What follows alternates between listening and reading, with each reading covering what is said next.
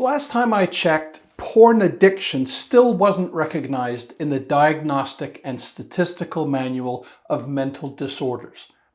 That's the book that doctors use to diagnose mental disorders.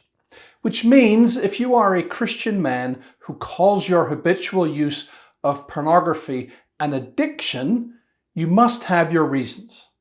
But are they good reasons? Are you justified in calling your activity an addiction and calling yourself an addict? Take this little quiz and find out. Compare yourself with two Christian men, man A and man B. Let's start with Christian man A. I call it porn addiction for the wrong reasons. I want to avoid responsibility for my actions. When I call my sin an addiction, this takes the blame off me and puts it somewhere else. I want to cast myself in the role of victim. I want to receive pity and empathy for my sexual sin and not biblical rebuke and correction. I want to claim powerlessness over my actions. Calling my sexual sin an addiction works for me because everyone knows that addicts are powerless over their compulsive behaviors. I want to remain in my sin because I enjoy porn. Calling myself an addict lets me repent at leisure.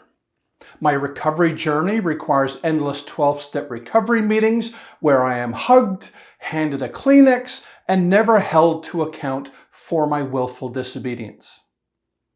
I want to avoid calling my compulsive use of pornography a sin. This way, I deny that I have any moral culpability when I act out. I am not committed to forsaking my sin, so I call it acting out. I call it a relapse, PMO, or a struggle. Anything but the wickedness it is. I disagree with Proverbs 28:13. I think I can cover my sins and prosper. Now let's look at Christian man B. I call it porn addiction for the right reasons. I crave porn the way a drug addict craves a hit of heroin. I have increasing difficulty controlling the amount of porn I consume or how frequently I use it. I feel a compulsion to view pornography. I continue to view pornography despite experiencing negative consequences. I agree with Proverbs 28:13. If I confess and forsake my sins, I will obtain mercy from God. Which of these two Christian men do you suppose is most likely to quit porn for good and live a life that pleases God? Which of them is most likely to attain sexual purity first? Naturally, it's Christian man B. The key to victory over pornography is to call it sin.